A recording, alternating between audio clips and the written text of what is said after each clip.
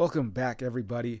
We're breaking down UFC 274 Oliveira versus Gaethje, and we do have a pretty loaded card here.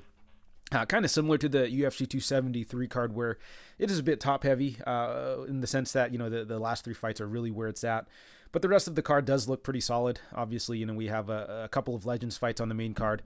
Randy Brown and Khaos Williams is going to be headlining the prelims. That should be a pretty fun one as well. We're getting the return of Brandon Royval. That guy's always bringing it in his fights. Very exciting fighter.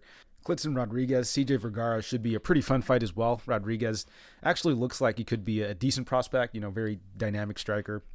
Should be a banger of a fight, honestly. And we have a surprise appearance from Andre Fialho, a fight that just got recently booked. That guy's always fun to watch. So, pretty solid card up and down. Obviously, we have the title fights really looking forward to. And then we have the return of Tony Ferguson as well. Hopefully, he's able to surprise us a bit here, but I'm not going to hold my breath. I'm just hoping it's going to be an exciting fight. But regardless, I think the card overall should be a pretty fun one. But we do have 15 fights to break down, so a lot to go over, a lot to pack into a podcast. But we'll get into it as soon as we go over the previous event real quick. So I actually missed most of the prelims, but I'll just go through it real quick anyways. So apparently Tyra and Candelario got pushed back, so that fight didn't happen. Gina Mazzani, Shanna Young. So apparently Gina Mazzani got finished in that second round. From what I saw in the highlights, I think she got flattened out. Don't think anyone's really surprised here. I did pick Mazzani to win, but I feel like she may have gassed out or something, which led to Young getting on top of her and flattening her out. But moving along, Natan Levy, Mike Breeden. This fight went to a decision, it looks like. A lot of takedowns from Levy's side. I suspect he probably won the fight just based off of hitting those takedowns and working the grappling, getting some control time, which kind of expected to happen. We move along. Gabe Green, Johan Lainez. I did originally pick Green in this fight.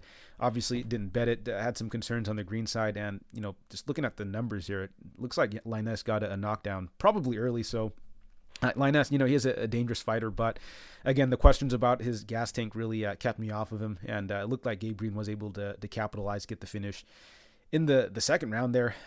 Yeah, from the highlights that I saw, it looked like Lainez was slowing down massively after that first round, to nobody's surprise. But moving along, Daniel Lacerda, Francisco Figueiredo. Very surprised with the outcome here. Figueiredo pulling off that knee bar early. Obviously not an outcome I really expected there, but, it is a pretty low-level fight, and, both guys are pretty capable grapplers. But moving along, Alexander Romanov, Chase Sherman. I don't know if anyone's really surprised with this one either. Alexander Romanov going in there, getting the early submission, like how a lot of people expected him to. I thought what was interesting is that Chase Sherman looked like he didn't get any sort of offense off. No strikes landed, no strikes thrown. So I guess Romanov was able to just take him down early and just dominate him on the mat. So Romanov definitely riding a bit of hype now.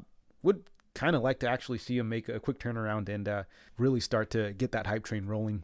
But moving along to the first fight on the main card, we have Krzysztof Jotko, Gerald Meerschaert, and I was able to make it back in time to catch this fight. Did have half a unit on Krzysztof Jotko by decision. That's just typically how the guy wins. Doesn't really have much urgency to finish fights, and I felt that he'd just be able to keep this fight standing and be able to box up Meerschaert. He was able to hit some takedowns as well. Very interesting strategy there, but, I guess he was confident in his ability to stay safe.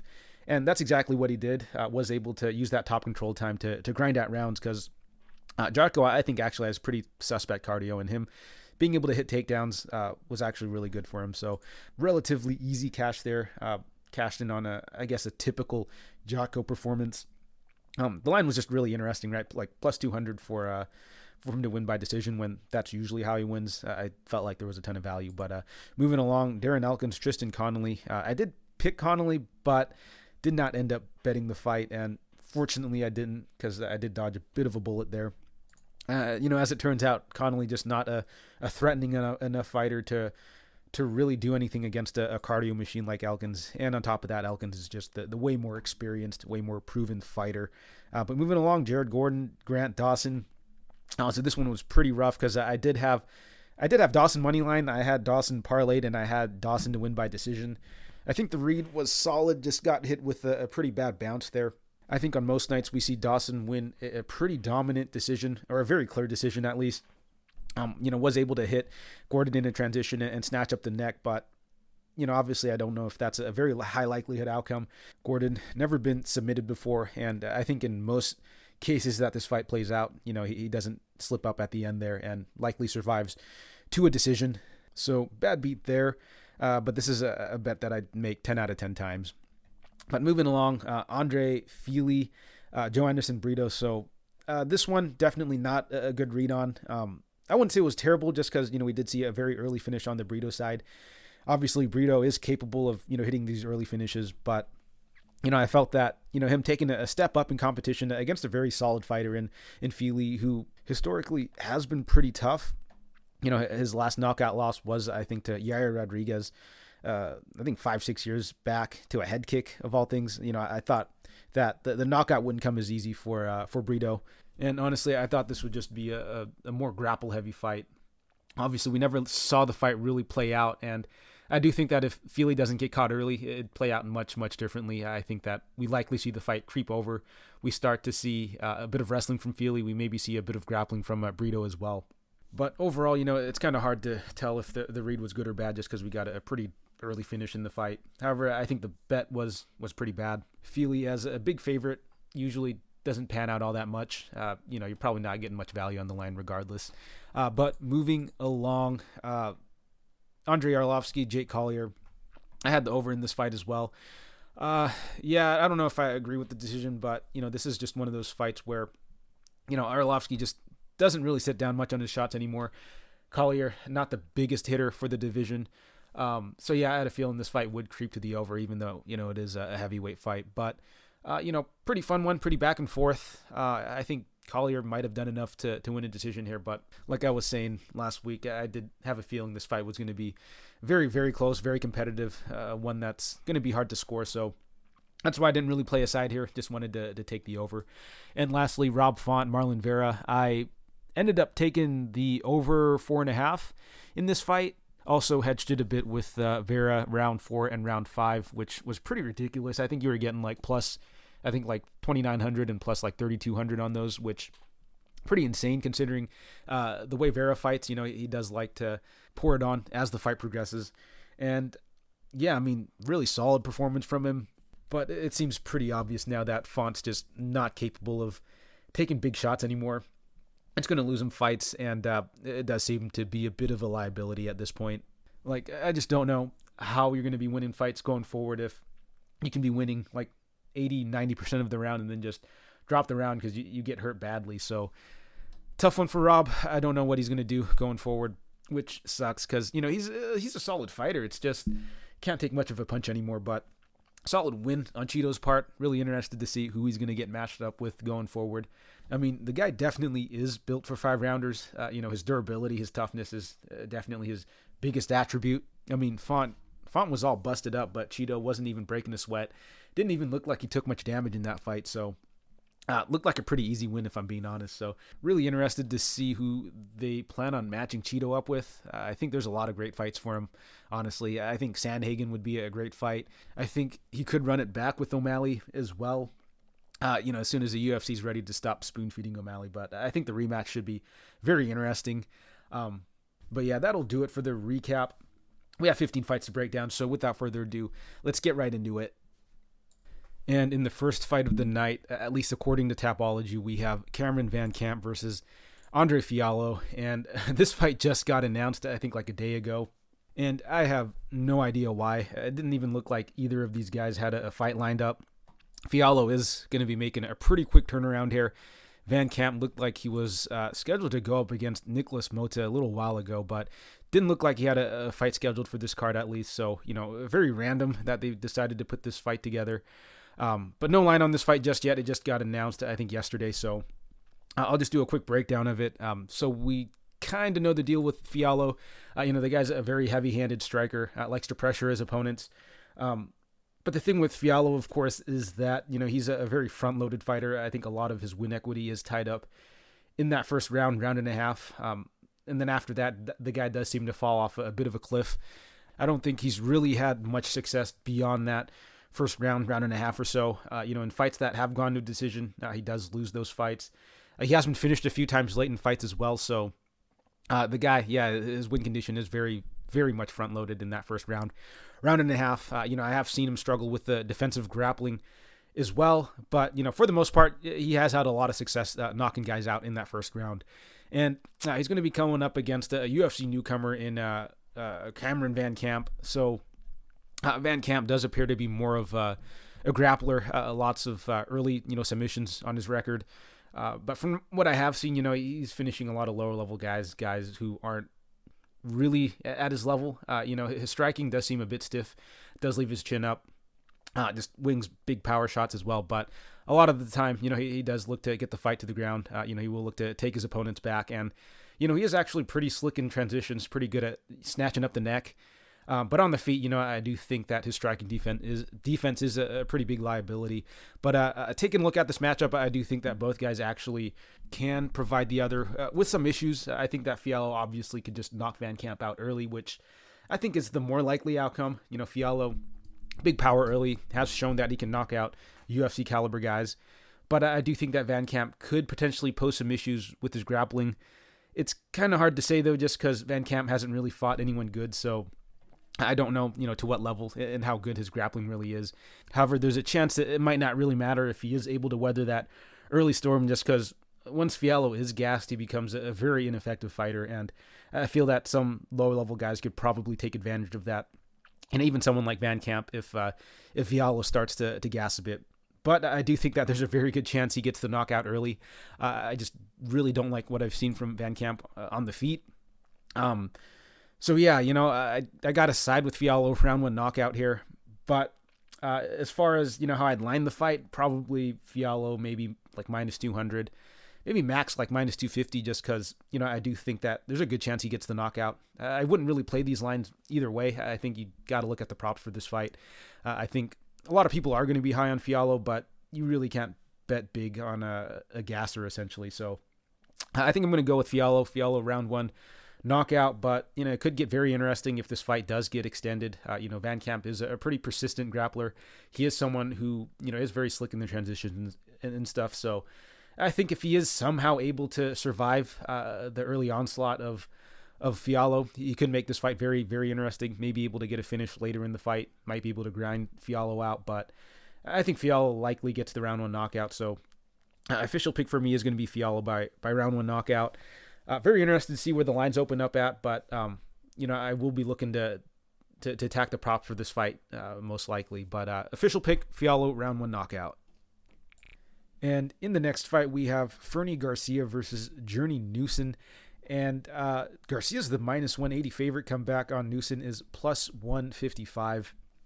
So we'll start with the favorite in Garcia, who's also making his UFC debut, coming off of a knockout win on the Contender Series. A fighter who, I thought going into that fight was more of a boxer. The commentators were talking about it. And, he did show a lot of aggression in that fight, was able to get his hands going and eventually get the knockout. But, something that I do want to mention was that knockout, he did hit his opponents behind the ear, which, kind of messes with the equilibrium a bit, and he was able to get him out of there. But from what I have seen, from his regional footage, he does tend to actually default to his grappling in a lot of those fights. Yeah, he's someone who will entertain the striking. He's got decent offensive boxing, actually. However, he's pretty hittable, but a lot of the time he is, taking his opponents down, just grinding on him. But overall, I'm not completely sold on his striking just yet.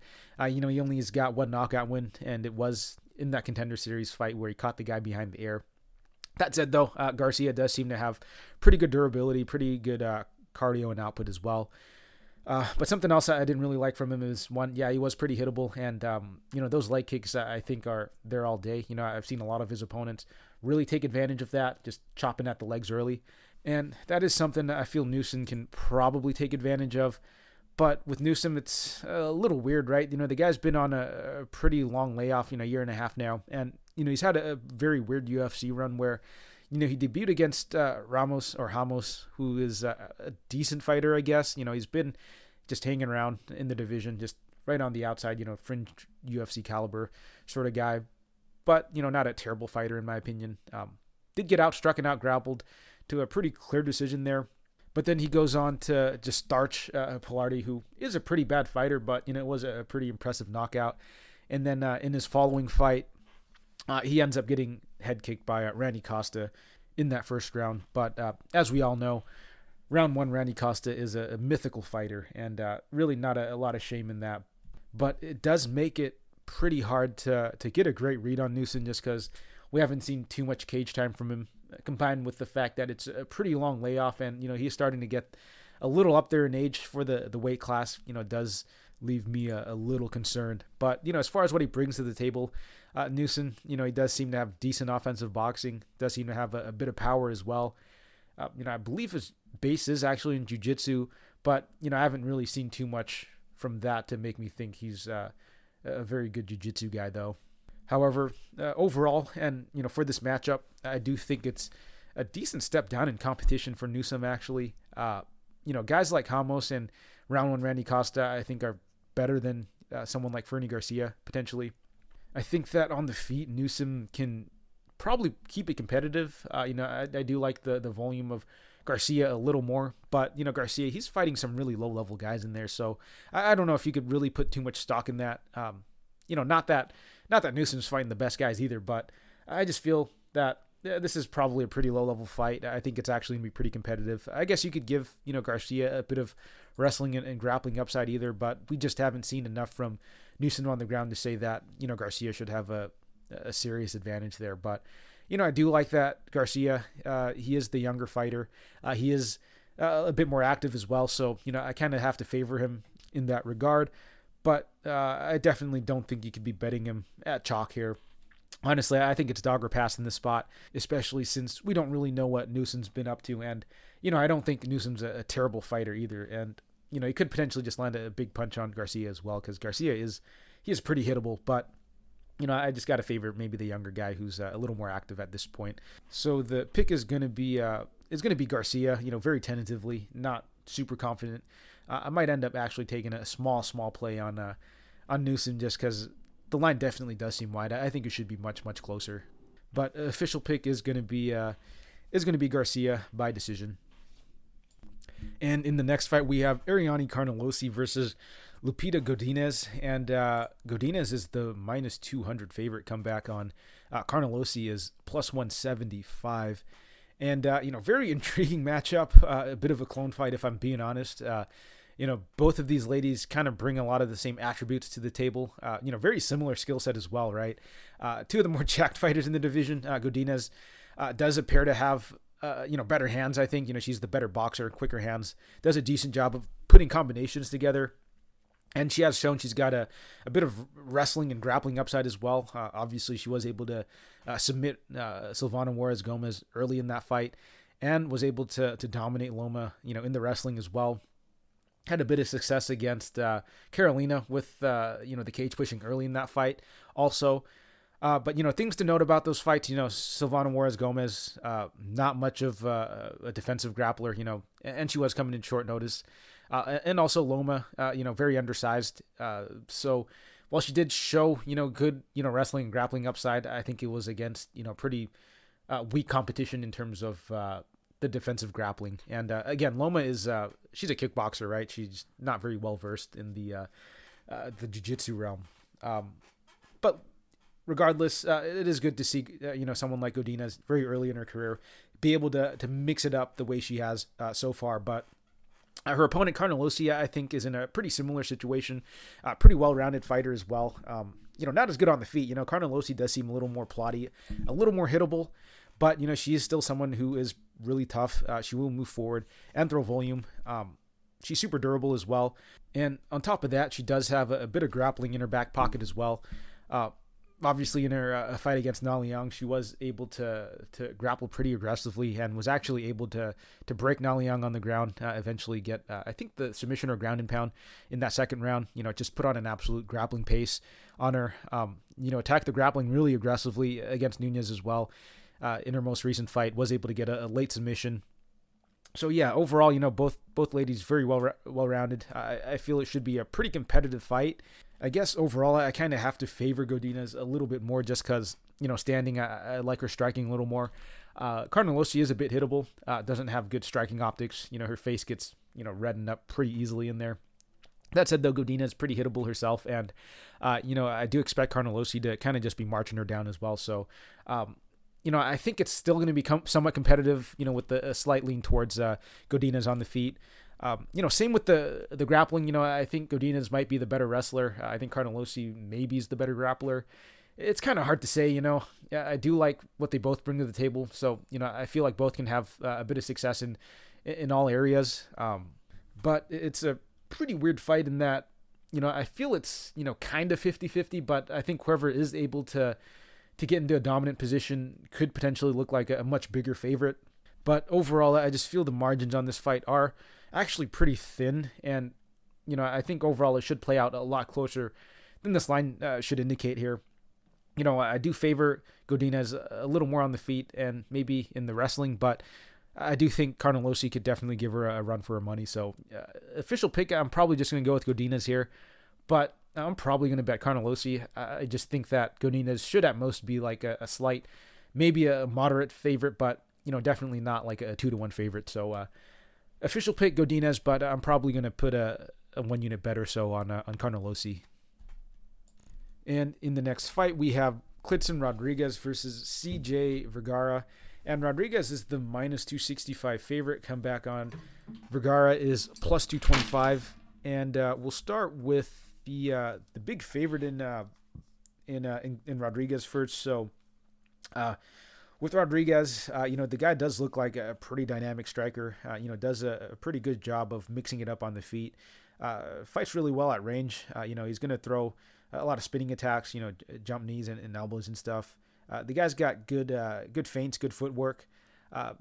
Did a really good job of just freezing up his opponent in his Contender Series fight where, he was just giving him so many different looks. The guy wasn't able to get much of his offense going. Didn't really want to commit to anything. That said, though, that was a pretty lopsided fight against a wrestler, essentially. So, his opponent wasn't able to get his wrestling going much, and Rodrigues was basically able to just kind of pick him apart, on the feet.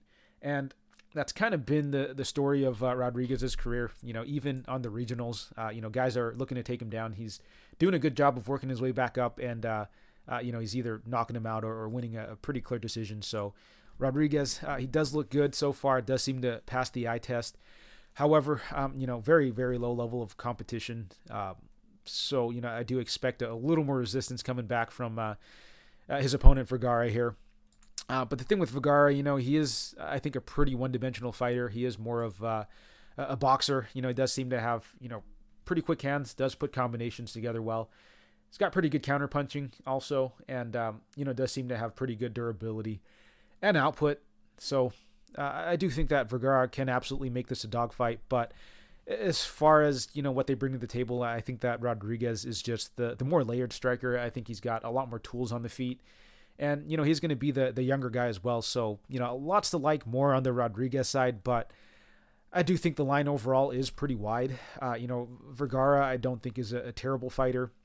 I think he's just a little more limited. But I do still think he can make this a tough fight for Rodrigues. We saw Vergara in his UFC debut against Osborne. He didn't look terrible. And I do think Osborne's a decent fighter. But yeah, he started off a little slow. Did struggle with the length of Osborne, but in that third round when he knew he was down 2, he did start to push the pace a little more, and he had a lot more success when he was able to do that. He was able to hit a takedown on Osborne as well. So I think that if Vergara fought like he did against Osborne in that third round against Rodrigues for this fight, he could have a lot of success. But if he started like he did against Osborne, I do think that Rodrigues may be able to kind of just pick him apart at distance. So I kind of have to favor Rodrigues for those reasons. But I do think that, if Vergara does bite down, move forward, and just start to put combinations together, I think he can make it a dogfight in there. I don't think he can let Rodrigues just get comfortable at distance, work the kicks, work the knees. I think that's going to be bad for Vergara because he's likely going to get picked apart. He's going to end up taking damage anyway, so may as well just bite down and move forward and get some of your offense going. Maybe work some of the wrestling, but from what I have seen from Rodrigues, he probably fights a lot of guys who are trying to wrestle and grapple him because he's actually shown pretty good takedown defense, and when he does get taken down, he actually does a really good job of jumping back up to his feet, working his way back up. So overall, I kind of like Vergara, or I like Rodrigues a bit more, but again, this is another fight where I do feel the line is a bit wide.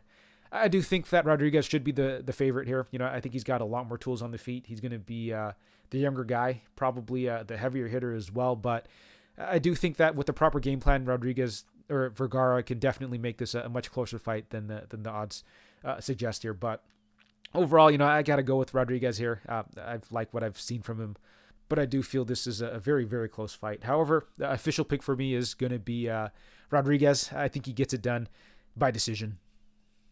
And in the next fight, we have Tracy Cortez versus Melissa Gatto. And Cortez is the -180 favorite. Come back on Gatto is +150. And we'll start with the underdog in Gatto first. So from what I have seen from her, she does primarily seem to be a grappler.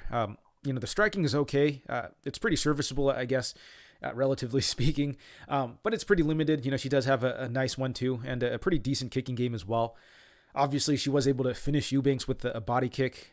But overall, I do feel her ground game is much more proficient than her striking.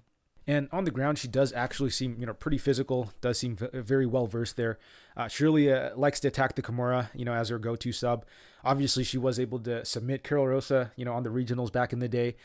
But, even in the Eubanks fight, she was able to sweep Eubanks with that Kimura attempt. And against Leonardo, I think she actually might have broken Leonardo's arm with that Kimura. I don't think they specifically said what may have broken Leonardo's arm that fight, but I think post-fight interview they said it might have been the Kimura attempt, but I don't think it's actually been confirmed. But I guess what I'm trying to get at here is Gatto. She is pretty strong on the ground, and she does have some pretty slick submission attempts. But the issue that I do have with Gatto is she is pretty willing to play off her back. It hasn't really caught up to her yet, but in my opinion, I just don't think it's a long-term winning strategy. That said, though, she has had a ton of success there, attacking off her back. She was able to hit sweeps off of both Eubanks and Leonardo. So, I don't know if that's something that she's going to be making adjustments to in the immediate future. But, I can definitely see her struggling, going forward against, better grapplers. And, going up against a solid, wrestler, grappler in Cortez, I can definitely see her having a ton of trouble there because Cortez... Cortez is a really good wrestler. She's got really good grappling as well, actually. She's got just a solid winning style, right? She's good at, taking her opponents down, controlling them there. She's got a nice body lock trip that she goes to pretty frequently, does have a nice double leg as well. And, on top, she's very smothering there, likes to control opponents, very proficient at taking the back, actually. So just a very dominant control-based grappler. Not a big ground and pounder, not someone who's, super aggressive with submissions either, but, she is good at really just controlling them and taking them down. And she's doing this against, I'd say, pretty solid fighters in Kish and Egger. And Egger was up a weight class as well. And that's someone that is aging pretty well also. So good look for Cortez in that regard. But taking a look at this matchup, I kind of do have to favor Cortez here. She does seem to be a little more proven at this stage in her career. I also think stylistically she can give Gatto a lot of trouble. Obviously, you have to watch out for the submission attempts of Gatto. But, with her tendency to play off her back, I can see Cortez just racking up minutes. And, Cortez is actually pretty damn good at taking the back of opponents. And if she's able to take the back of Gatto, I can see her controlling her for extended periods. So, I gotta go with Cortez here. But, where it stands now, I feel like the line still is a tad wide. And, that tends to be the case with Cortez. I feel like a lot of bettors like her. I think the bookies really like her as well, because she just has a winning style. But, I can definitely see the grappling of Gatto giving Cortez some trouble. And, I actually do kind of favor Gatto on the feet a little more. So I do see paths to victory for Gatto to the point where I don't know if I want to really play Cortez here. But, I just really don't like the winning ability of Gatto. I could see her definitely just dropping rounds, being stuck on bottom or having her back taken. So the pick is Cortez, but, some of the props I'm potentially looking at is maybe Gatto by submission, just because, she is really aggressive with the submission attempts, and, she is able to pull off a lot of these submission wins. And against someone like Cortez, who is going to oblige her on the ground, she could find something there, but most likely scenario for this fight, I do think, is going to be Cortez by decision. I see Cortez just hitting takedowns and riding out enough controlled time to win a pretty competitive decision here. So give me Cortez by decision. And in the next fight, we have Francisco Trinaldo versus Danny Roberts.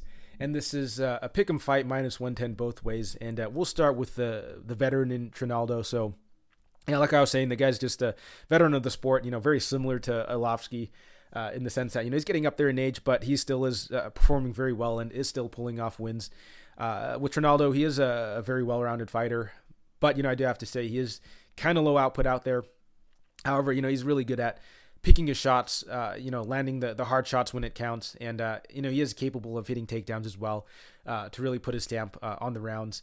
And while Trinaldo, he's not the best minute winner in there, he has got that veteran savvy where he's able to know when to sit down on those shots, when to land something big, and maybe even hit a takedown to really swing rounds in his favor.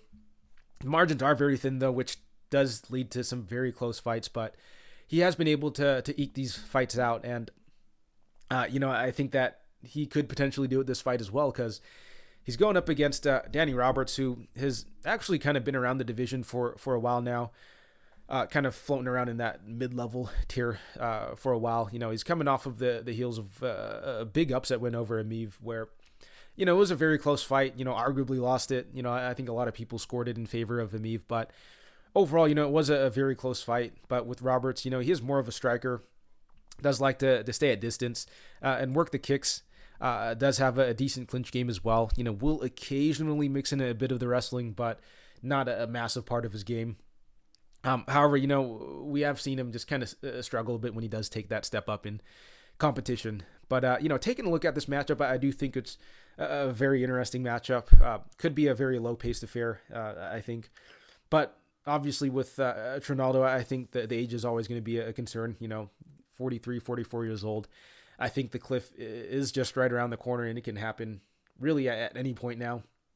But, so far he hasn't looked completely terrible. Has been able to eke out wins against guys who are not quite on his level. And, I think that, skill for skill, Roberts definitely not on Trinaldo's level. But, I do think that this is going to be a pretty low volume affair. Roberts, someone who is kind of content to sit on the outside, just throw some leg kicks out there, because, Roberts really not a big volume guy himself, not someone who really, puts a stamp in fights. So, for this fight, I can definitely see Trinaldo land something big or hit a takedown like he has in a lot of his fights. We saw it in his fight against Dwight Grant, just be able to close out rounds strong and kind of steal rounds that way. So I can see Trinaldo doing this, but ultimately I just see it being a pretty close affair and something that could go really either way. But overall, I do have to side with the savvy veteran in Trinaldo. I think he can get it done once more.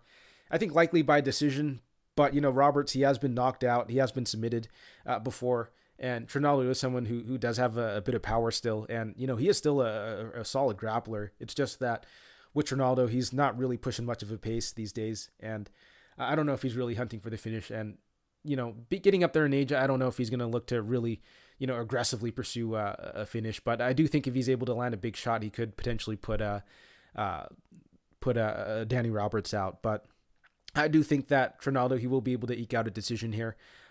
So yeah, give me Trinaldo by a close split decision, but not a fight I want to get really invested in. I really do think this could swing either way. So, give me Trinaldo here. Give me Trinaldo by a split decision. And in the next fight, we have Blagoy Ivanov versus Marcos Rogério de Lima, and Ivanov's the -155 favorite. Comeback on de Lima is +135. And we'll start with Ivanov first. So, he's making his return fight here. Been out for almost 2 years now, which is a little concerning. But overall, I do think Ivanov's a really good fighter. Very well-rounded. Super technical on the feet. a little low volume, but, he does have, very good shot selection, good counter punching, and, just good technical striking in there. But yeah, like I said before, he can be a bit low volume at times, but obviously, yeah, he can mix in the wrestling, and, he does seem to know when to mix it in to win rounds. So, I do like the fight IQ. I like his ring craft in there. But, he is a little undersized. However, he's pretty good at making it work. I mean, he's competitive with, very big heavyweights in there like Tuivasa, Lewis, and Sakai, and, arguably won that Sakai fight as well. So, the guy is very, very tough, has great fight IQ, and generally just knows what to do to win fights. So, overall, I do like Ivanov as a fighter. It's just the long layoff does have me a little concerned, especially since he's going up against a very explosive, fighter in De Lima. De Lima is a very fast starter. He's pretty quick as well, right, for the division. A tad undersized also. The guy, I believe, used to fight at light heavyweight. But, he's got big power in there. He does have a nasty leg kick also. But, a lot of the time he's looking to kind of just blitz in and just wing big hooks in there. Just very explosive, very potent finisher early. He's got a lot of early knockouts. And he is coming off of an early knockout of Big Ben as well. However, he does seem to fall off a cliff after that first round. He does have a couple lay-in trade decision wins, but those are against very, very low-level guys. And Maurice Green and this Wixorix guy, not UFC caliber in my opinion. He was able to kind of just take him down and lay on top of him for 3 rounds. Wasn't really just taxing his cardio. But a lot of the time, he's starting off very aggressively, tends to unload the clip early, and that leaves him kind of gassed out after that first round. So I do feel that this could potentially happen in this fight as well. So yeah, first round I kind of do have to favor De Lima a little more. He's going to start aggressive, and against Ivanov, who is coming in after a long layoff, there might be a little rust that he needs to shake off, and he might have to kind of get his footing a little bit. And against someone like De Lima, who is a very quick starter, he could be in a bit of trouble. But I do feel that if he's able to weather that early storm of De Lima, I think the cardio and just the technique of Ivanov should be able to take over, come that second and third round. And honestly, I wouldn't even be surprised if Ivanov was able to turn it around in that first round, because I'd say maybe even after that first 2 or 3 minutes when De Lima empties the tank, he might just look for a way out, because that's happened on a number of occasions. Once the guy has unloaded the clip, he's pretty much done in there. So I think it's going to be dangerous early for Ivanov, but I do feel that if he's able to weather that storm, or if he's even able to just get a takedown, I think it's going to be over for De Lima. I honestly think that if Ivanov is able to hit just one takedown, he should be able to do enough to really just drain the cardio of De Lima and just neuter the rest of his offense. But of course, it's going to be pretty dicey up until then. However, Blagoy, he is a pretty tough guy. He's never been finished. He's out here banging with heavyweights like Santos and Lewis and Tuivasa, and still never been finished. So I think the guy's very tough. But of course, we were saying that about Big Ben in De Lima's most recent fight. However, Big Ben is 40 and has shown some signs of regression, whereas with Blagoy, we don't know as much. Blagoy is only 35, hasn't really shown any chin issues. So I'm going to go with Blagoy in this fight. I think he likely takes over in that second or third round. I'm kind of leaning, round 2 submission for Blagoy, just because that's typically when De Lima gets finished, right? He usually just unloads that tank in the first round. His opponent's, out there in survival mode. But come that second round, the guy's completely gassed in there, and his opponents are able to take him down with relative ease and just submit him. So official pick is going to be Blagoy, round 2 submission. Might poke the De Lima round 1, finish prop, but I do think Blagoy likely gets it done round 2 or round 3. So give me Blagoy by round 2 submission. And in the next fight, we have Brandon Royval versus Matt Schnell. And this should be a pretty fun fight. Royval, usually a very exciting fighter, very fun fighter to watch. So we'll start with him. Royval is the minus 260 favorite. Comeback on Schnell is plus 220. But with Royval, he is someone who came into the UFC, with a very, fan-friendly style, someone who does like to push a pace, very chaotic, very high-paced grappler. He's an all-action sort of guy. He's constantly working, very slippery on the mat, very slick submission game as well, very good in transitions. And, he is someone who has been able to just push a pace on guys and just be able to break them with his cardio and his grappling. On the feet, he does have, pretty wild striking, but, again, he is able to constantly just churn out volume, with the striking as well. However, it does lead to him being a little more hittable, since he does, strike pretty wild in there. However, he has stated in interviews that, he's looking to slow it down a bit, fight a little more measured, a bit more composed in there. And, it did kind of show in the Bontarine fight. But going into that fight, I thought he'd have a much better chance if he was, fighting the way he used to, really pushing a pace and really making Bontarine work in there. But, he was able to eke out a win. Bontarine showed that he was just a much stronger grappler in there. And, it was actually the striking that won the fight for Royval. However, I think that long term, it is good for Royval to be able to slow it down, fight a more technical fight, be a little more composed in there. But, short term, I think it might hurt him a little bit just because, he's not really used to fighting like that. He's more so just creating chaos in there and looking to catch opponents or just breaking them with his pace. But I think long term it would probably benefit him more if he fought a more composed, measured game plan, just because you can't always rely on, fighting wild in there, especially once you start taking that step up.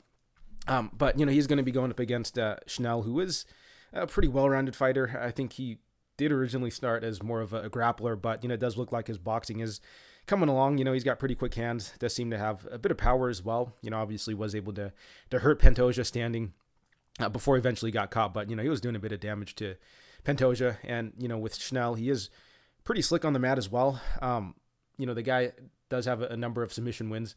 He will look to attack submissions off his back as well. But overall, I just am not really all that high on Schnell. I think he's just a middling fighter, if I'm being honest. We do see him kind of hit a bit of his ceiling every time he takes that step up.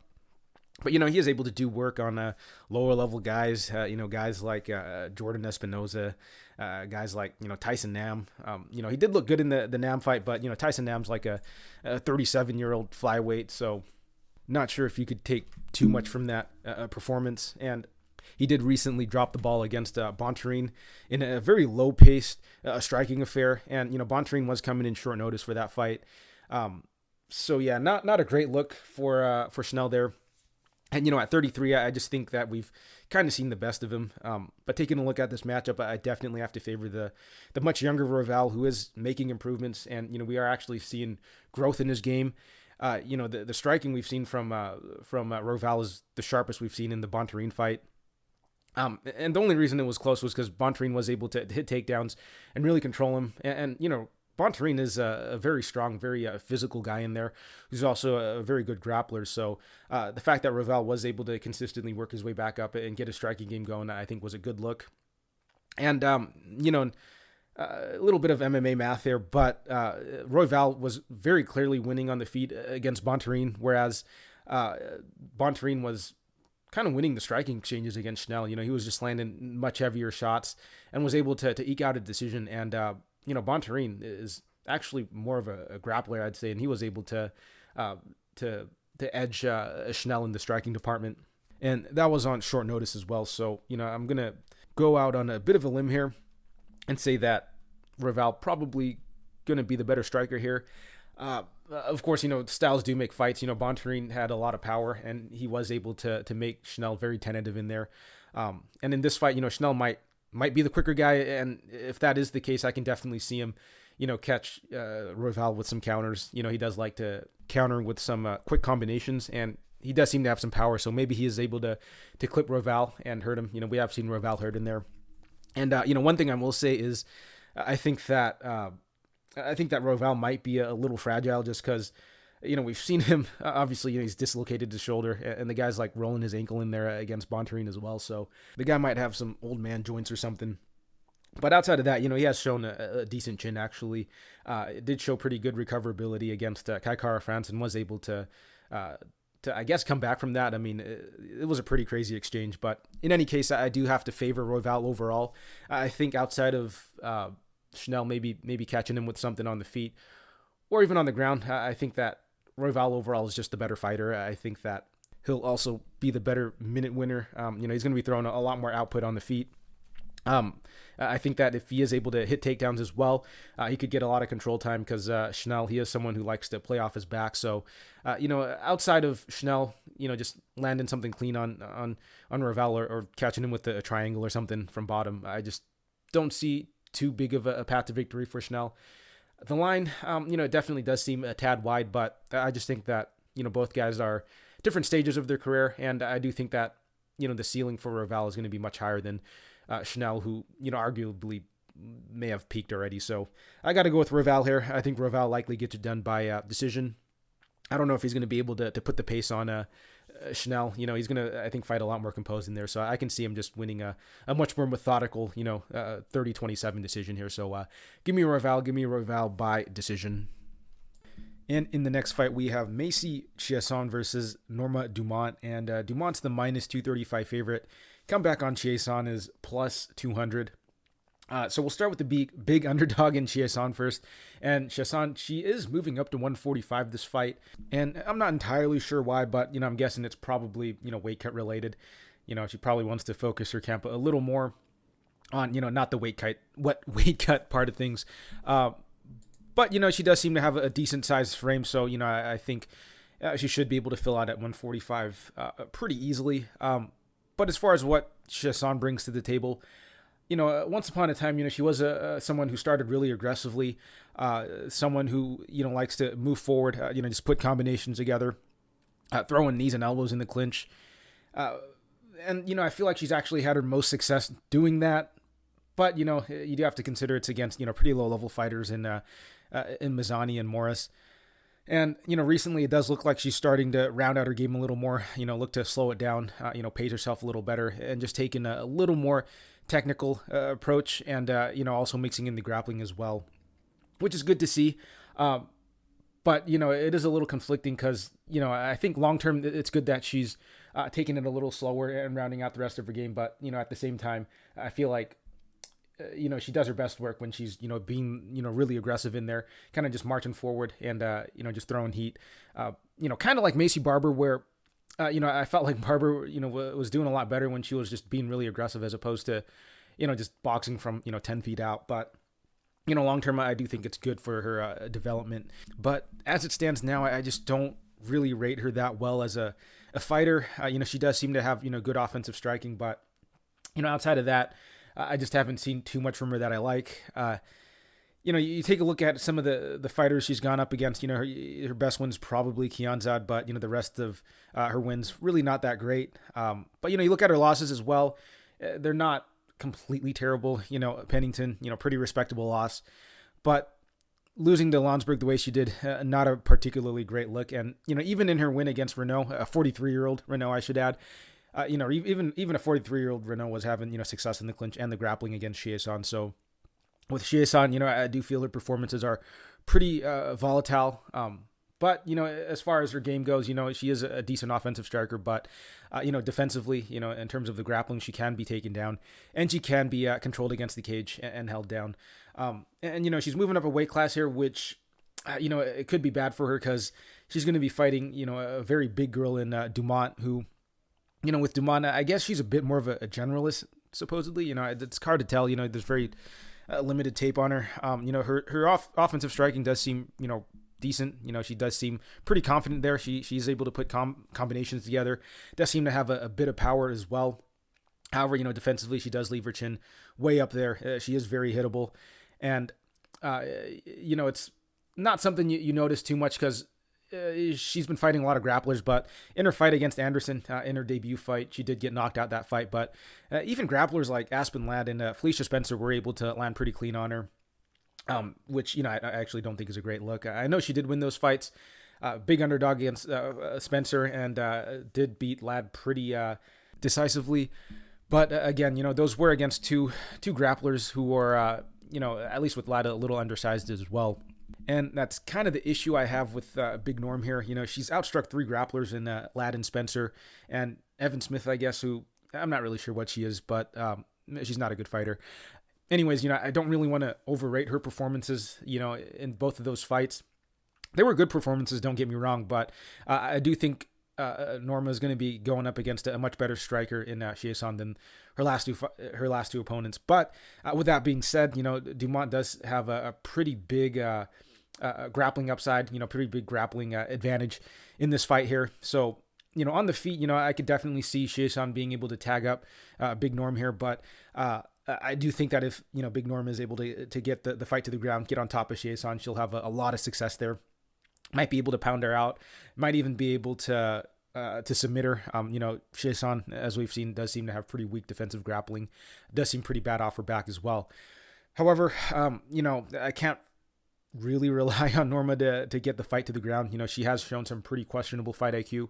I'm looking at that Spencer fight where she was actually able to take Spencer down. Had her in a pretty dominant position, but just randomly decided to stand the fight back up and may have actually, almost dropped that round. It was a split decision. If it wasn't for the fact that she had, let Spencer stand back up, she probably would have won that round pretty decisively, but it ended up being a much closer round than it had to be. Spencer actually ended up, closing the round on top, was able to hit her own takedown. So, very, very questionable fight IQ from Norma here. She is kind of hittable on the feet too, so I can definitely see Macy, hitting her with something big, standing. But, outside of, Macy just warming her early, I kind of have to favor Norma, overall. So I got to side with Norma here. I don't know if I'll play the money line just because I do feel there is, a clear path to victory for Macy, but I really do think the wrestling and the grappling should get it done for Dumont here. Macy going to be going up against a very big grappler, a very strong grappler in Dumont. So official pick for this fight is probably going to be just Dumont. I think Dumont gets it done. Round 2, round 3 submission. I think she should be able to finish Macy. If Pennington was able to take her down and break her on the ground, I think Dumont, a much bigger fighter, should be able to. But it'll be interesting to see how Macy fills in at the 145 division. But this is a pretty tough fight to come in, as a debut on up a weight class. So I'm gonna go with Norma here. I'm gonna go with Norma by round 2 submission, official pick. And in the next fight, we have Randy Brown versus Khaos Williams, and Williams is the minus 130 favorite. Comeback on Brown is plus 110, and we'll start with Khaos Williams first. Khaos Williams, very big hitter on the feet. Does generally look to counterpunch a little bit more, but he does have decent output, and he will look to put pressure on opponents and put combinations together as well. And it does look like his power does carry later in the fights, as we saw in the Baeza fight. Was able to get that knockout in the 3rd round, so good to see there for him. However, some concerns I have with Williams is I do think he's a little hittable in there. However, he does have a pretty crazy chin. He was eating some really big shots from Baeza and Semmelsberger. And, he does stand pretty heavy on that lead leg, is pretty susceptible to leg kicks. But overall, Williams is a very dangerous striker with a lot of power in his hands. Obviously, a number of early finishes, but, we did see him get a late knockout as well. And, he's going to be going up against another really good striker in Randy Brown. So, with Brown, he is a very tall, rangy striker, and he does use that length pretty well in there. He's got a great jab, front kick, and low kick that he likes to throw out there. He's got good shot selection and does do a good job of mixing it up on the feet as well. On top of that, he's got a bit of grappling to fall back to. Does have a number of submission wins on his record. I do think he's like a brown belt, might be a black belt now, but, last I checked, I think he was a brown belt. But anyways, he's a solid fighter who's fought some pretty solid guys in the division as well. So, Brown, I do think is going to be a little more well-rounded. On the feet, I kind of favor the overall striking game of Brown actually a little bit more. I think that he's just a slightly more dynamic striker, a little more layered with the striking. Khaos, he's going to be the much heavier hitter, but I do think his game, at least compared to Brown, is a little more limited. Khaos really just looking to counterpunch in there. He's pretty damn good at it. He's got good timing, but I do think that Brown's going to be able to give him a lot more looks on the feet. Brown, he does a great job of mixing up the kicks, feinting in there, pumping out the jab. I just think that Brown, he's going to give Williams a ton of different looks, a ton of different things to think about. And I feel like it's going to be much harder for Williams to really get his timing down as opposed to, I guess some of his, previous fights. Because I do think that Brown is going to be the best striker that Williams has gone up against. However, that's not to say, Williams won't be able to land a big shot on Brown. And, there are concerns on the Brown side as well. Randy Brown has been knocked out a couple of times. I don't want to say he's chinny because those were some pretty extraordinary knockouts that, he was hit with. Obviously, the hammer fist from bottom by Price. Wasn't able to really do anything about that and ended up eating a ton of shots there. And then, he ate a knee from Luque as well and was eating some really nasty follow-up shots. So I feel like those kind of shots will put anyone out. But, those two were very, very nasty knockouts. And you do have to wonder, how he's going to look if Williams is able to land a clean shot on him. So definitely some concerns on the Brown side. But as far as, minute winning capability, I do have to favor Brown much, much more. I think he's just the much more diverse striker, the much more layered striker. I think there's a lot more depth to his game. And on top of that, I kind of just favor his output a little more, his length a little more. He uses that front kick really well. And I do think against someone like Khaos, I think he's going to have a lot of success there. Khaos, he could have a bit of success, kicking the legs of Brown because Brown is pretty heavy on that lead leg. But, so is Khaos. So, I can see the leg kicks being something that can affect both fighters. But, with Brown, that seems to be something that a lot of his opponents attack. And it is something that I feel like he's maybe gotten a little better with. I know Luque had a lot of success there, but Luque is a phenomenal leg kicker. Whereas with Williams, he is consistent with attacking the legs, but I don't know if he's as effective of a leg kicker as someone like as Luque. And, I don't know if he's going to be as quick as Luque either. But, as far as this matchup goes, I got to favor Brown here, actually. I think if Brown doesn't get knocked out, which is, a pretty big if, I do think he could potentially just pick Khaos apart. Kind of similar to the Jared Gooden fight. Obviously, I think that Williams is a much better fighter than Gooden, but I think the dynamic is, somewhat similar. I can see Brown just, kind of staying on the outside, working his kicks, working the jab, and, sitting down on a few punches to really get the respect of Williams. But ultimately, I do think Randy Brown gets it done, likely by decision. So, yeah, I'm going to go with Randy Brown here. I think the wrong guy's favored, honestly. Brown, I think, is the better striker. Brown, he's fought better guys, fought more in the UFC. So, I think a lot of things favor him in this matchup. He's going to be the taller, longer guy as well. A little more well-rounded also. I think Williams is just like a blue belt, whereas with Brown, he's, I think, a brown belt, and he has submitted some, decent UFC guys as well. So I got to go with Brown in this spot. I've already bet him for a couple units and kind of jumped the gun there. I wasn't expecting money to come in on Williams. Yeah, I feel Brown should be favored here. So, if money keeps coming in on Williams, I might have to take another unit shot on Brown here. But, yeah, I like Brown. I like Brown to get it done by unanimous decision. And in the next fight, we have Donald Cerrone versus Joe Lauzon. And Cerrone's the minus 200 favorite. Comeback on Lauzon is plus 170. And got another Legends fight here. Pretty good matchmaking, if I'm being honest. It's good to see these older guys get matched up with each other instead of, being fed to just up-and-coming killers. So pretty solid matchmaking in that regard. But we'll start with the guy, coming off of the long layoff in Lauzon. Also a big underdog in this fight. But, of course, with Lauzon, he's coming off of a 2.5-year long layoff. And you just never know how someone's going to look, coming off of such a long layoff. But as far as what Lauzon does bring to the table, he is a pretty aggressive grappler, first and foremost. But, he has shown that, he's content to just stand and bang with his opponents. He's a bit of a quick starter, generally looks to get opponents out of there quickly. However, if that doesn't work out, he does tend to fall off a cliff, though. And especially at this stage in his career, especially with Lauzon, the cardio and the durability is a bit of a liability at this point. However, I think that they're on a pretty level playing field, at least when it comes to the durability, because with Cowboy, it does seem like that is starting to go as well. I mean, he's 0-5 in his last 6, or 0-5-1 in his last 6 UFC bouts. 4 of them, getting finished in. And, technically one of them was a doctor stoppage, but getting knocked out by Morono coming in, short notice is just not a great look. However, outside of that, Cowboy, he still is, I think, a pretty well-rounded fighter. He's a good kickboxer, obviously, but he does have, very good jiu-jitsu and wrestling, and he does a pretty good job of mixing it up.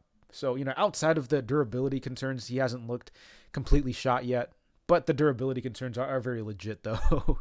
But I think it's pretty apparent now that Cowboy just does not do well against pressure. All of his finished losses were against opponents who were able to pressure him pretty hard. Obviously, Ferguson and Gaethje were able to do that, and then McGregor, I guess, to a certain extent, and then even Morono was able to start off, fast and hard early and get him out of there. So I think that's what makes this fight, very interesting, because we do know Lauzon is going to start strong. The guy historically is a very, very fast starter. And, I definitely think his style can give Cowboy a bit of trouble on the feet. But I guess the question really is, just how sharp is Lauzon going to be early? And, if Cowboy is going to be good enough defensively to weather that early storm from Lauzon. So, it's kind of tough in that regards. I think he can go either way early. I think ultimately, though, Lauzon is kind of round one or bust. I think that Cowboy's cardio is still okay at this stage in his career, and I think if he's able to survive that first round, I think he can take over. But that is a pretty big if, because if Morono was able to get Cowboy out of there early, I don't see why Lauzon can't. Because I remember a big part of the narrative going into that fight was, Cowboy, if he's not completely cooked, if he's got anything left in the tank, he should be able to dispatch of Morono. Morono coming in short notice as well.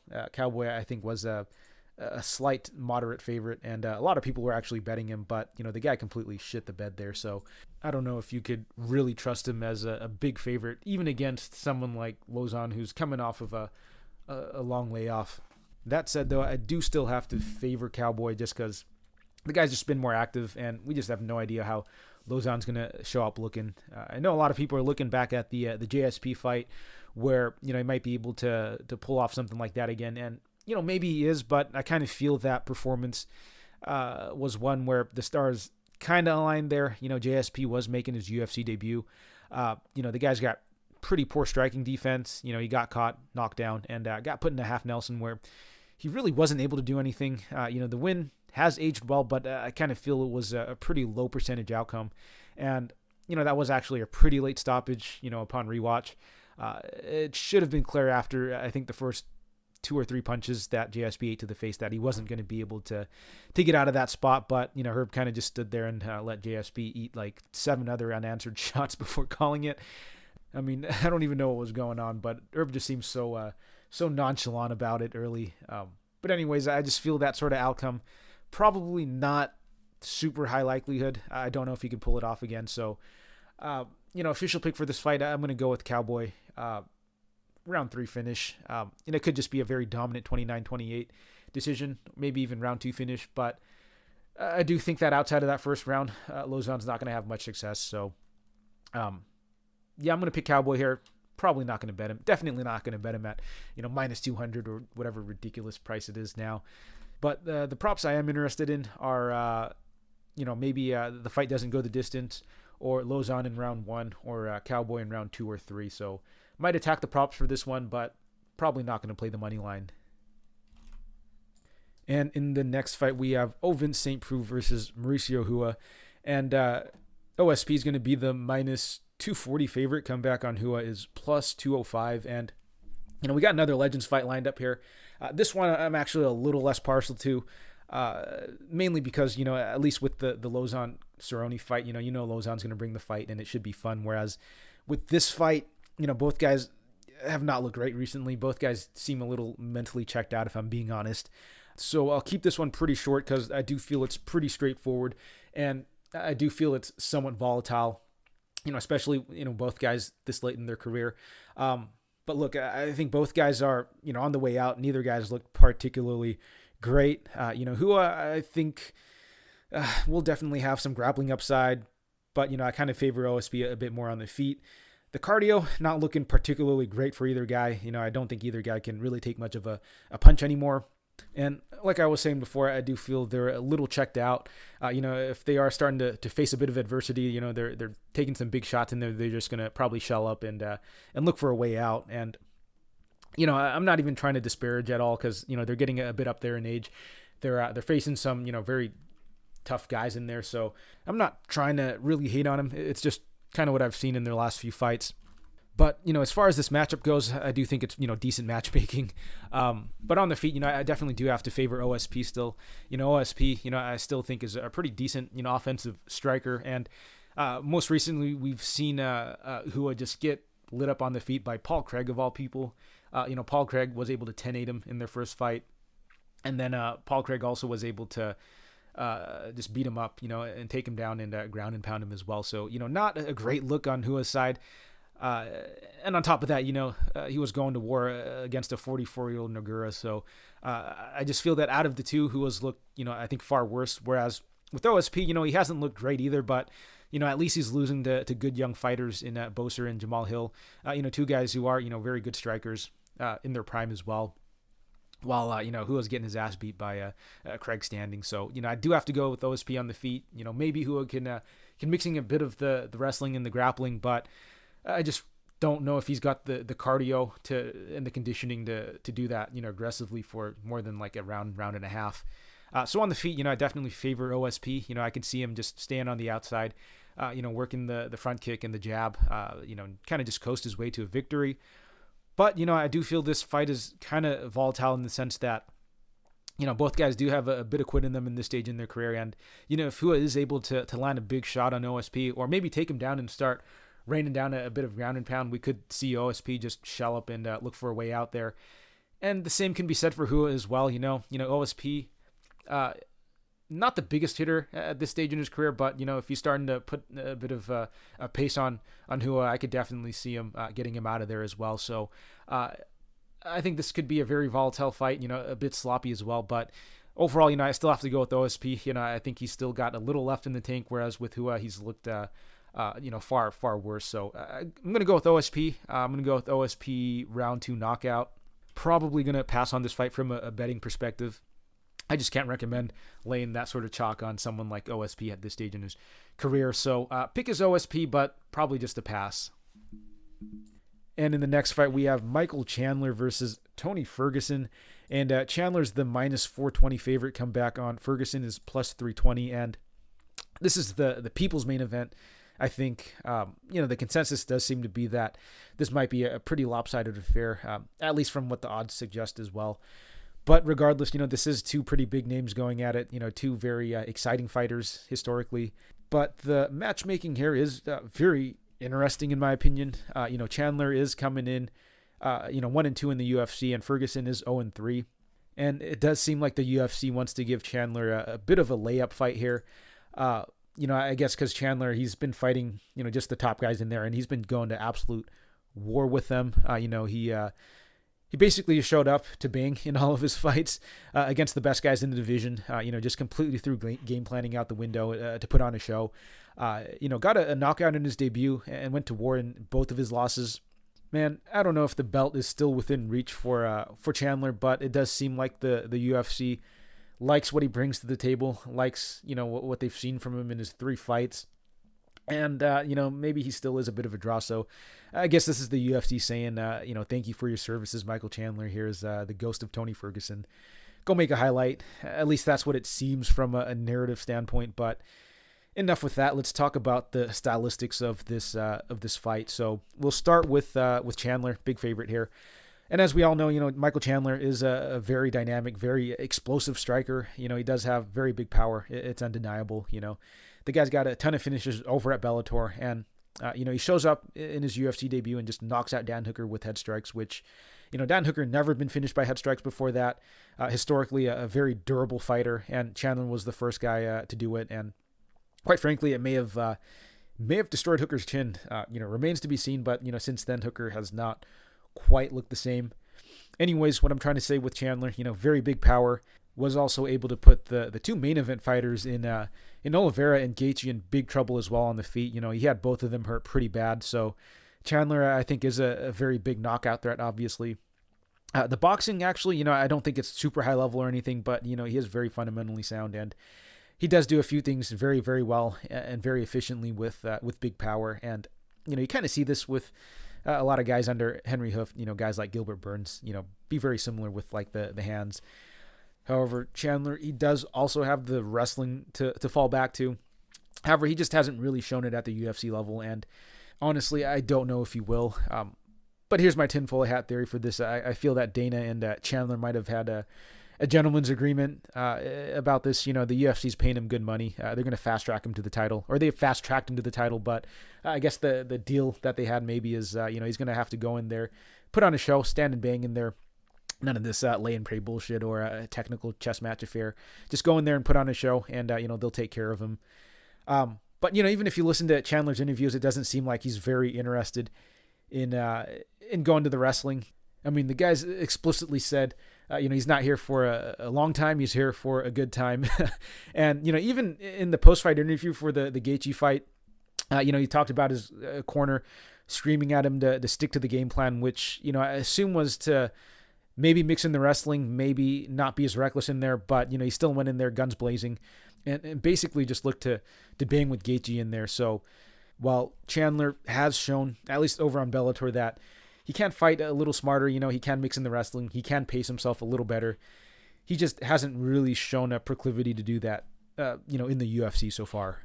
He's basically just been an action fighter since coming to the UFC, and nothing wrong with that from a fan perspective.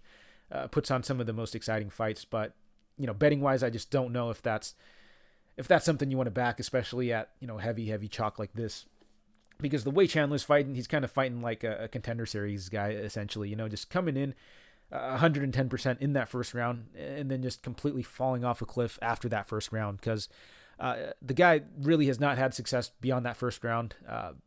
Obviously knocked out Dan Hooker in the first round. Was able to drop Oliveira in that first round, but ended up getting finished in the second. And then, same with the Gaethje fight. Started very strong, was able to hurt Gaethje really badly, but basically just dropped the next 2 rounds because the guy had nothing left in the tank. And that's a pretty concerning style to have, especially since he is going up against Tony Ferguson, who, Tony, he is definitely on a bit of a decline at this point. Really rough skid that Ferguson's been on. Obviously, he's just not quite the same fighter he used to be.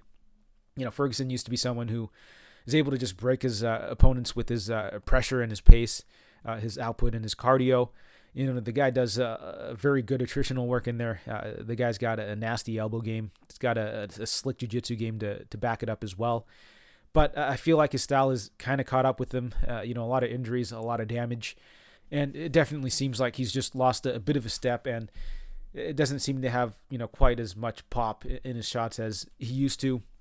And I feel like the Gaethje fight was just very telling, where, Tony just did not seem quite as sharp in that fight. He definitely seemed a bit slower.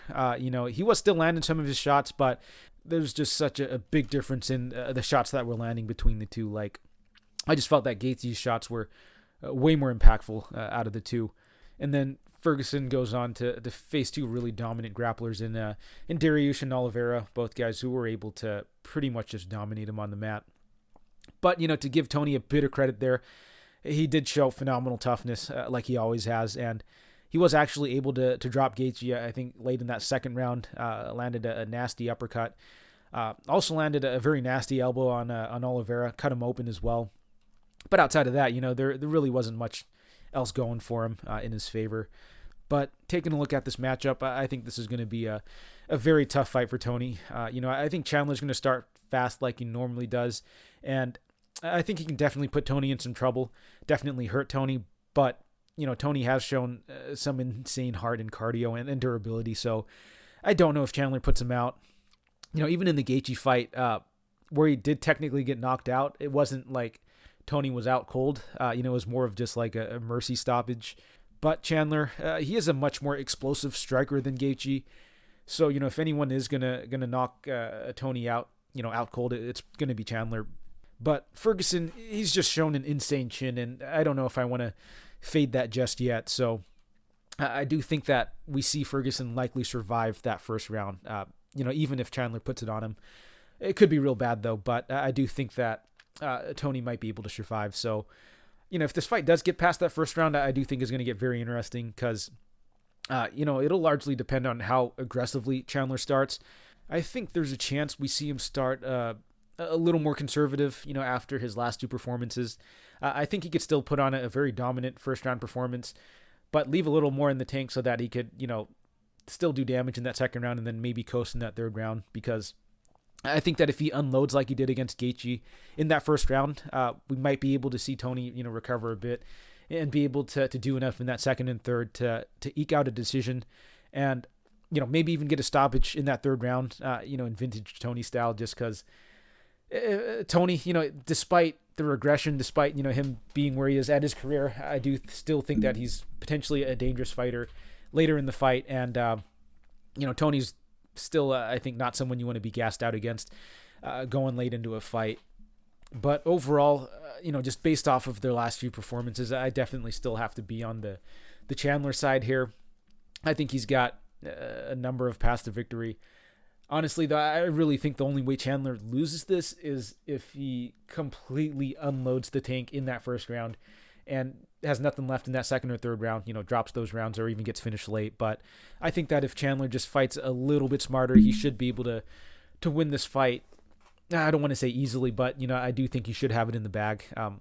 I think the best thing for Chandler to do is, he can start aggressive early like he usually does, but, not completely overcommit to the finish. I think, start a little aggressive. If it looks like you can get Tony out of there, then do it. But obviously, you don't want to unload the tank. I think you want to save a little bit for that second round, maybe even mix in a little bit of wrestling and just bank 2 rounds and coast the third. So, official pick for this fight, I'm going to go with Chandler. I think Chandler gets it done by decision. I don't know if he puts Tony out in that first round. I think Tony is still very tough, very durable, and obviously the guy's got heart for days, so it's going to be really tough getting Tony out of there early. So I think for those reasons, and for the fact that maybe Chandler might be a little more tentative after dropping two fights, I can see him maybe being a little more composed in this fight and still being able to put on a show. So I'm going to go with Chandler by decision.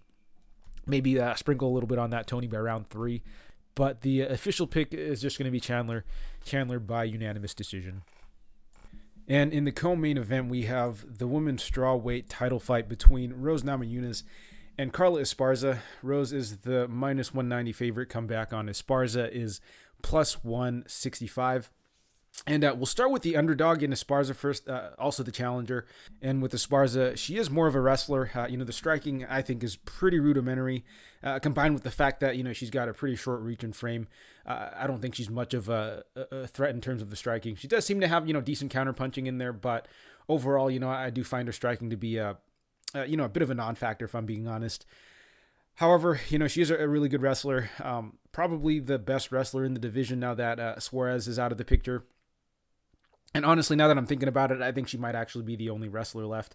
I think Gadelha is the other wrestler, but I think Gadelha is retired as well. So I think Esparza might be the only pure wrestler out there left, which is pretty crazy to think about. But anyways, as I was saying, Esparza is a good wrestler. She's got a wide array of takedowns. She's got a blast double, a nice single leg that she likes to go to, will run the pipe. Good reactive double as well. I've also seen her hit some trips in there also. So, Esparza, she's got a ton of tools to get the fight to the ground. And when she does get it there, though, she is a bit of a lay and pray artist, if I'm being honest. Unless you're Yan Xiaonan, who's got no ground game whatsoever, Esparza is not really much of a finisher. But interestingly, her other finish was actually over Rose way back when they first fought. But that was 8 years ago, and we have seen a ton of improvements on the Rose side. But overall, though, I would say Esparza is a bit more of a lay and pray decisionator.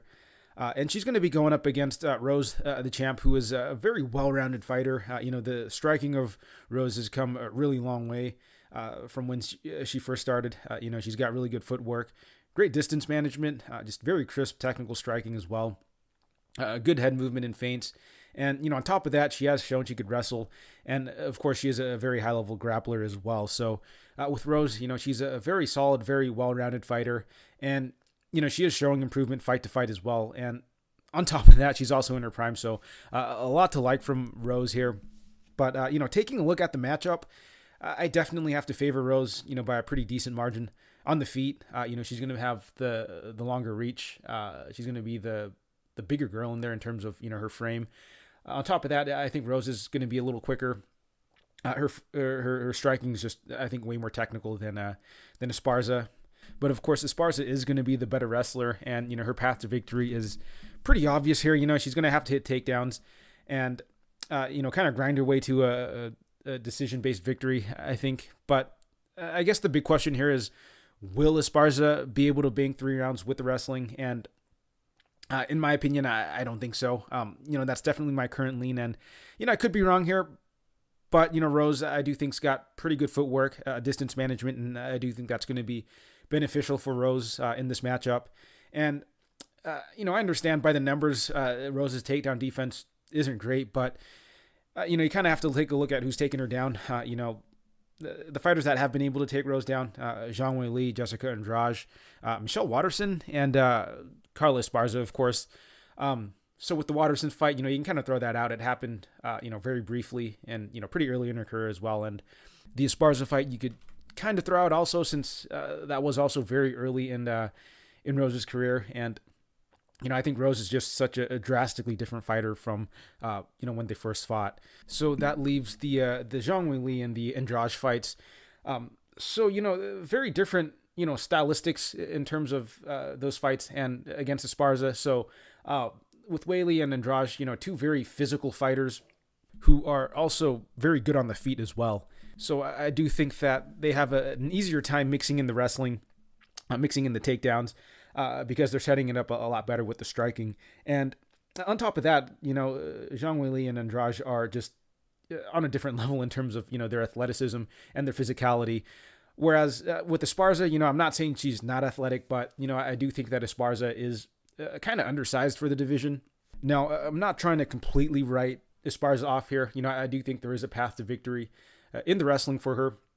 I do think she is capable of, grinding out, 3 rounds with the wrestling, but I do think it's going to be very difficult for her. But that said, though, Esparza, she is a really good wrestler in there. It is, her specialty. It is something that she's very comfortable doing.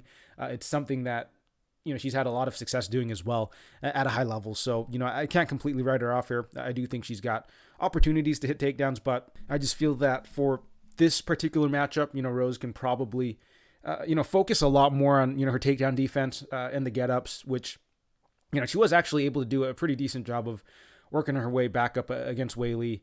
Granted, I do think that Esparza is probably a better topside grappler, but, Esparza also much smaller as well. So, I do think that, for this matchup, Rose can probably commit a little more to the takedown defense and the get-ups, in her training and her camp and stuff.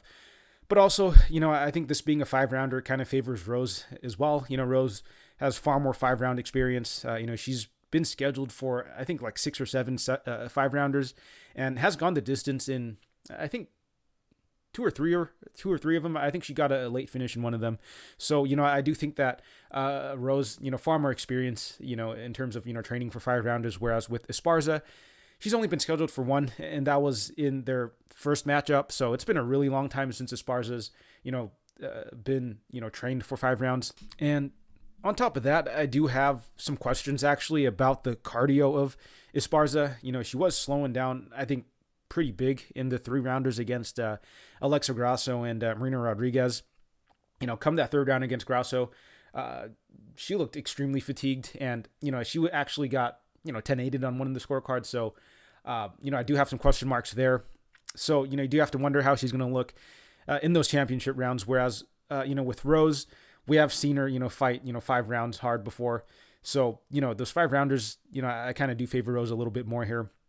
And lastly, who's to say Rose can't hit takedowns as well? Esparza has actually shown, not the best takedown defense and, not the best bottom game as well. And we actually have seen Rose, hit takedowns in these championship rounds as well. And, Rose, she is a very good grappler also. So, we talk about Esparza being able to hit takedowns, get top control time, but I do think Rose can potentially do that as well. So, all things considered, I definitely have to side with Rose here. I think she's just the much more well-rounded fighter at this point. On top of that, she's going to be the younger fighter. She's in her prime. Esparza, she's 34 years old now, which is honestly kind of getting up there in terms of age. The measurables and the experience all in favor of Rose as well. So, the path to victory for Esparza is going to be most likely to just grind out, 3 rounds, which, can happen. But I do think that the path to victory, the margins are much wider for Rose. I do think Rose can win on the feet. I think Rose can hit takedowns as well. And, on top of that, Rose, she's got proven 5-round experience, championship experience. So I got to go with Rose here. I think she's got, wider avenues to victory. I think, she's in the prime of her career. So, I got to go with Rose here. I think Rose by unanimous decision, most likely 49-46, maybe 48-47. I do think Rose should be able to win the last 2 rounds at a pretty high clip. And I do think Rose should be able to do enough to win at least one of the first 3 rounds. So, official pick for this fight, Rose Namajunas, unanimous decision. And in the main event, we have Charles Oliveira versus Justin Gaethje. And Oliveira's the -160 favorite. Comeback on Gaethje is +140. And this is going to be a very, very fun main event. Just 2 guys who are just willing to throw down. 2 finishers in there. Probably, I'd say, the most high-octane main event of the year. 2 guys who always seem to put on just really exciting fights. I don't think either guy's really had a boring fight in their career. So this should be a fun one. It should be a car crash. But we'll start with the underdog, the challenger in Gaethje first. So with Gaethje, he is more of a brawler. The guy has a very fan-friendly style. Likes to move forward and just go to war. And, it does work for him because the guy is just ridiculously tough. And he's not afraid to take one to give one. And on top of that, he does have pretty good cardio and output and does have quite a bit of power in his hands. Obviously, the guy's got some nasty leg kicks as well. Probably one of the most damaging leg kickers in the division. And I do remember Gaethje saying in an interview, and, I don't know how much truth there is to this, but, apparently they did some scans on him at the UFC PI, and they're saying this guy's got the densest bones they've ever seen, and it kind of makes sense. I mean, the guy is able to take a ton of damage, so, he's probably got a crazy thick skull, and, with how much damage he's dishing out with those leg kicks, it's probably kind of like swinging a baseball bat for him. But anyways, the concerns I do have with Gaethje is obviously, the guy's super hittable, and it's something that's been stated time and time again. The guy just goes to war, and, he's taken a ton of damage over the course of his career. And the other thing about him is, the ground game with Gaethje is still, I think, a bit of a question mark. The only person to have really tested it and really pushed him there is Khabib, obviously. But, outside of that, he's really only fought strikers. And, I don't know how much you could take from that Khabib performance, obviously, because, Khabib is one of the best to ever do it. But, going up against an elite grappler like Oliveira, it is a bit concerning. And Oliveira, he is a very dangerous finisher in his own right. Obviously, the guy's an elite grappler, but, even on the feet, the guy's a very good technical Muay Thai striker. He hits very hard, very explosive as well, but he also is able to mix in, some crazy like spinning attacks, jump knees and stuff. So, the guy's just an absolute wild man on the feet because, one, he knows he's got power, and 2, he's not afraid of getting taken down. He's very comfortable on the ground. Obviously, as I've stated on numerous occasions already, the guy's an elite submission grappler. But I think what really sets him apart from, I guess, a lot of Brazilian fighters is that Oliveira's actually got pretty damn good wrestling as well. A lot of these Brazilians, they have elite jiu-jitsu and really good Muay Thai to back it up. But, they don't really have something to really bridge the two. They end up just throwing, really big, wild strikes on the feet. And, open themselves up to getting taken down, but, they're very comfortable on the ground, so it doesn't really matter there. But I think the difference with Oliveira is he does have the wrestling to back it up, and, he is able to take fights to the ground on his own terms, and so Oliveira, I think, is a very solid, very high-level, very well-rounded fighter. However, there are concerns with Oliveira as well. His striking defense does seem a little lax at times. He has been hurt and clipped on a number of occasions. I think he's actually pretty tough. He took some serious damage from Chandler and was able to fight through it. He was able to fight through a bit of damage against Poirier as well. So I do actually think the guy's got, pretty solid chin. Obviously, concerns prior to this was, his heart and his tendency to quit a bit in fights that aren't really going his way. But I think in his last 2 fights, he's really shown that he's kind of grown beyond that. And, now that the stakes have been raised, he's kind of been able to rise up to the occasion and been able to just kind of gut it out. So I think it's something that Oliveira has likely just put behind him.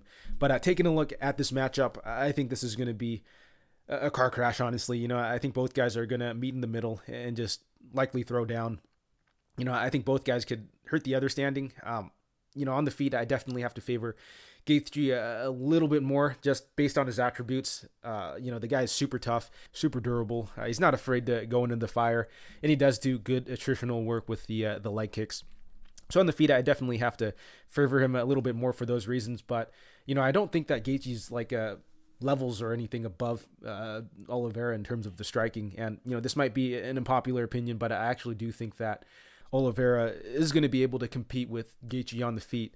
However, over extended periods, I do have to favor Gaethje, but I don't know if he's like miles ahead of Oliveira or anything. But, I could be wrong here, but I just think that Oliveira could definitely keep it competitive on the feet.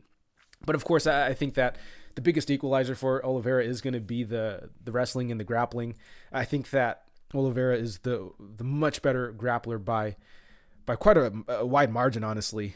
And like I said before, we haven't seen much of Gaethje's ground game outside of his fight with Khabib. And of course, I did say, you can't take too much from it because Khabib is one of the best fighters to ever do it. But, it's definitely not an encouraging sign if you're a Gaethje backer. But ultimately, I do think that if Oliveira is able to get Gaethje to the ground, I think that he's actually, extremely live for the submission. So overall, I definitely do have to favor Oliveira here. I think that, on the feet, I do favor Gaethje, but I think that the margins on the feet are much slimmer than the margins on the ground. Like, I feel that, on the feet, while I do favor Gaethje, I don't think he's blowing Oliveira out of the water. But I do think that if the fight hits the ground, I significantly favor Oliveira. So ultimately, I do have to side with Oliveira here.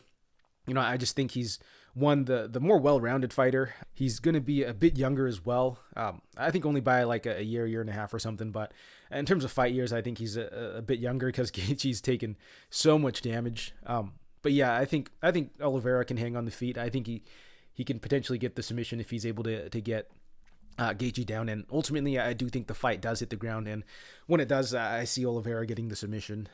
So official pick for this fight, I'm going to go with Oliveira round 2 submission.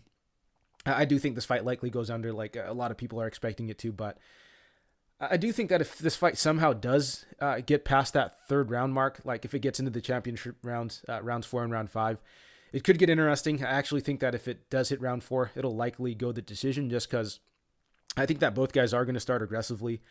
But, both guys are going to end up, expending a lot of cardio, and it's going to be a fight where I think both guys are going to be really, really tired should it get into that 4th round. So if it does happen, I think both guys are going to be too tired to get the finish, and it might end up being a pretty sloppy fight after that 3rd round, where we see Oliveira potentially just hanging on to Gaethje, trying to get the grappling going, but not have a ton of success there. But, Gaethje's going to be slowing down to the point where he's not going to be throwing, with a ton of heat. He's going to be throwing, big sloppy punches in there. So, just a bit of a hot take there. It's kind of hard to say because, Oliveira never been into those championship rounds, hardly ever gets into round 3 at all. So if it does, get past that 3rd round, it'll be very interesting. But I do think that it likely finishes. I think Gaethje definitely can finish Oliveira standing. Oliveira, he has been clipped, he has been hurt on a number of occasions, but I do think Oliveira is going to be able to pull it through here. I think he gets the submission. So official pick, Oliveira, round 2 submission.